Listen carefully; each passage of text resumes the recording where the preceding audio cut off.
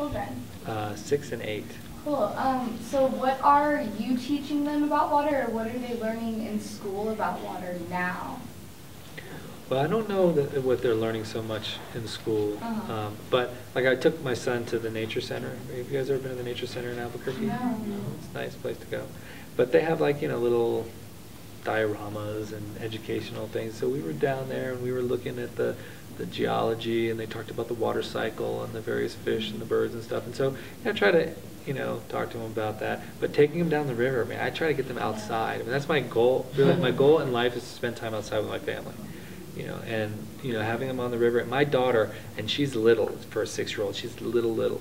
And I don't know if you guys ever rowed a boat with oars rather than just the paddle, but they're heavy and they're big, and pushing the water is hard. My daughter, she would like hop up, she would row my boat, and she would be suspended in the air until she would come down, and then she would pull it back, and then and it was like amazing to me. And so for me, I feel like I try to just get them outside and interacting and caring about it. And so she talks about peace on earth and we got to protect the planet, and like I think they're learning those sort of vague ideas in her classes. So I think she's developing it, and I'm trying to help her develop that ethic. Have you, in any of your rafting excursions, have you ever flipped with your wife or your child? Not yet. I went over the summer and there's some spots there. Yeah, we hit a rock last time, and my son got, he got jarred out of his seat, and he got a little bit scared. And then we went down the San Juan River, and my daughter got stuck on a rock on our friend's boat, and she got pretty scared. And but nobody's flipped, thankfully.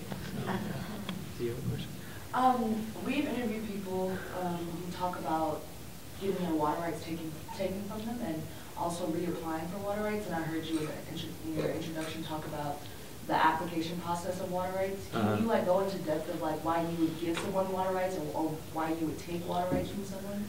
Well, so to establish a water right, you have to apply water to beneficial use. First, there has to be unappropriated water. So there's really not any unappropriated water anymore. All the water has been appropriated. But 100 years ago, you could go out and start diverting water off of the river and applying it to your fields. And so then you would go to the state engineer and you would file to appropriate water, and you would have to show proof of beneficial use of that water. And there were a few things you needed to have. You needed to have actually a physical diversion structure that was taking the water off.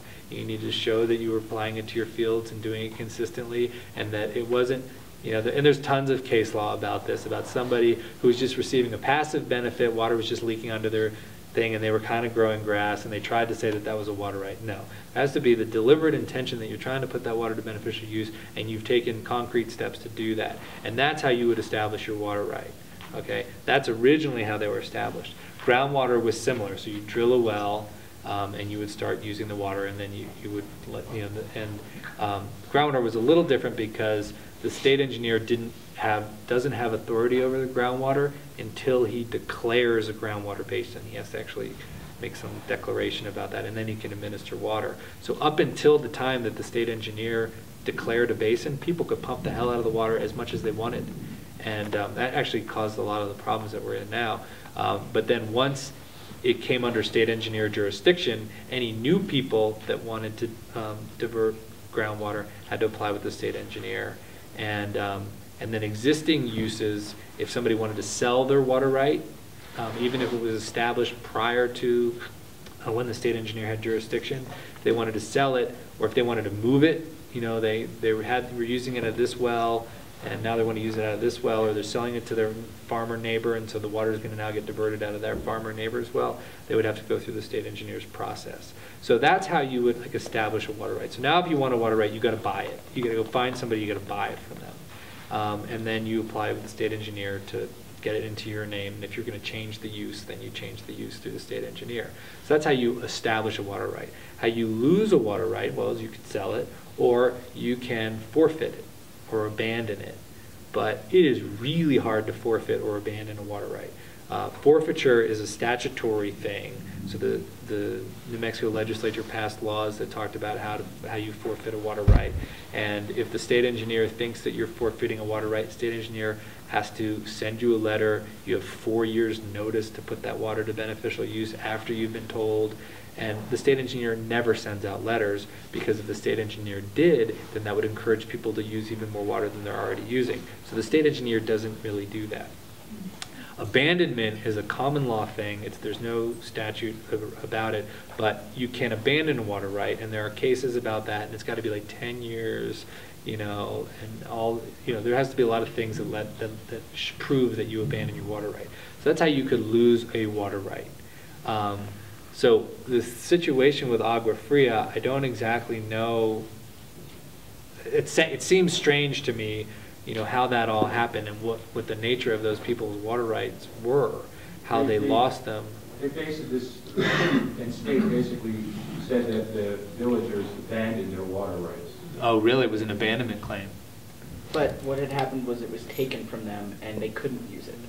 It was taken from them by who? By this is what you were saying for the internment yes, camps? It was diverted to internment camps. Well, it was, the city of Santa Fe used it during the war. Yeah.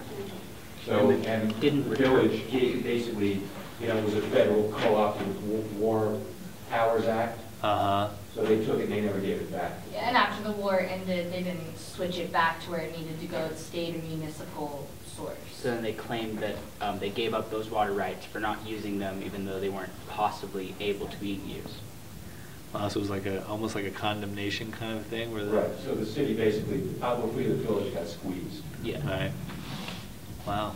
So, but I wonder if there were individual water rights. So this was like a community right, I guess, somehow. And a lot of them had individual water rights, and when it came time to pass them down to their family, or family later generations were trying to build on the land and needed them, and they were like, oh, here's our water rights, and this is how we want to do it. They're like, oh, you don't have those anymore. And they're like, why? So then they have to go sue to try to get their water rights back so their families can build, and then a lot of the land was taken and constantly being taken. Well, so one of the things about water rights, and this is a complicated thing, is so the state engineer adjudicates water rights, or that's not the right way to say it. So in order for the state engineer to be able to shut off junior users, there has to be a stream system adjudication, and this occurs in a court of law, and this has like all the due process stuff. You have a right to representation, and you have a right to be heard, and all of this stuff, and they can't take away your water rights, unless you've had all of these things done, and it's not just take it away, but they can't talk about what the quantity of your water is or what your priority date is until you've had all these due process opportunities. And so they do that for each individual water right owner, as between the state engineer and that water right owner. And so that takes a long, long time. And then once they finish that process, then they go into what is called the inter-se process. And that's where each farmer can challenge the other farmer's priority date or quantity or whatever. And so then that takes a long, long time. So these things take like 50 years, these water rights adjudications. So the state engineer can't actually administer water by priority until all of the water rights have been adjudicated. And in New Mexico, like none of our water rights are adjudicated. On the Pecos, the Carlsbad project is pretty much adjudicated. A lot of the Roswell water rights are adjudicated. I think down in the Mimbres, the water rights are adjudicated. In the Lower Rio Grande, they're adjudicating them right now. I think on the Chama River, they're adjudicated, but they're not adjudicated here. And they haven't even started the Middle Rio Grande. Like those water rights aren't adjudicated yet. So it's strange that these people have had their water rights taken away from them, and without having an opportunity to defend it. I think the process has been one of trying to defend it and get it back. Right. And there have been settlements, but the settlements haven't really restored the water back fully, and they're paying to hook up to the water that the city is providing now. Right. That used to be their water. Right. So the city is basically making money off of them. So they used to be irrigators. Now they don't irrigate it anymore, but now they just want to at least have enough water for their domestic uses. Correct. And so well, there's also, the state engineer for domestic uses of water, the state engineer actually doesn't have jurisdiction over domestic uses of water.